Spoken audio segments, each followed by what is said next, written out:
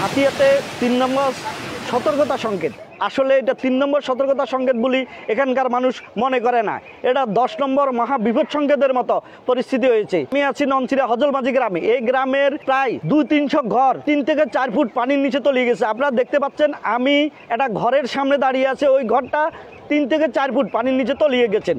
আমি কথা বলেছি উপজেলা নির্বাহী অফিসারের সাথে, তিনি আমাকে জানিয়েছেন হাতিয়া রেড কিচেন সোসাইটি, স্বেচ্ছাসেবী সংগঠন, যুব রেড কিচেন সংগঠন এরা মাঠে কাজ করতেছে এবং অসহায় যারা পানিবন্দী হয়ে পড়েছেন তাদেরকে নিরাপদ আশ্রয়ে সরে নেওয়ার জন্য রেড কিচেন কাজ করেছেন। এটা আসলে আমাবস্যার কারণে, এই অস্বাভাবিক জোয়ারে কারণে এসব গ্রামগুনা তলিয়ে গেছেন বলে জানিয়েছেন।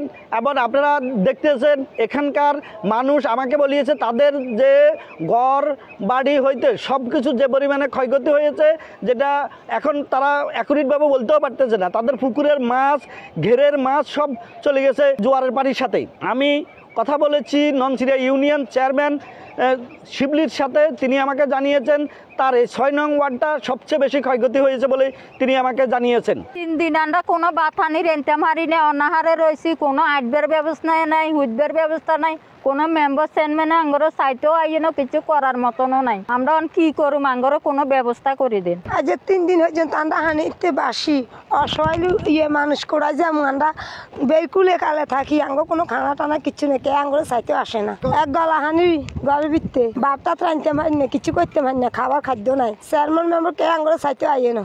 আমাদের এখানে ৬ ফুট পানির জায়গা এতটুকু বলা ছিল না, এতটুকু পানি হওয়ার আমরা বুঝতে পারি না। এই কারণে আমাদের বেরি চলাই আমাদের ব্যাগ ডুবি গেছে, সব কিছু ঘরে যা জিনিস নষ্ট হয়ে গেছে, সব কিছু বাসি বই চলে গেছে। আমরা অসহায় এখানে রয়ে গেছি, আমরা জায়গা জায়গি লইতে পারি নাই। আমাদের অত্যর্কের কারণে আমরা খুব বেকায়দে আসছি। আমরা ২০০ পরিবার এখানে বেরি ব্যান চলাই আমরা সব জলে বাসি গেছি। আমরা সব জায়গায় ঘরে ৪-৫ ফুট পানি সব বাসায় নিয়ে গেছে, আমাদের কিছু নাই। আমরা এটা বুঝতে পারি নাই এখানে এতটুকু পানি পাওয়ার হয়েছে। যেহেতু আমরা নলছিরা ইউনিয়নের সবচেয়ে ক্ষতিগ্রস্ত ২২০ ফ্যামিলি খুব কষ্টতে আছি, এটার কোনো শেষ নেই। ৪ ফুট পানি উঠে আমার ঘরের সব কিছু মালামাল বাসি চলে গেছে। এখন আমরা সব কিছু হারাইয়া নদীরগুলো বাঁচতেছি। আমাদের বেরির ভিতরে ছিলাম, কিন্তু বেরির ইয়ের কারণে আমাদের সব মালামাল সব বাসি চলে গেছে।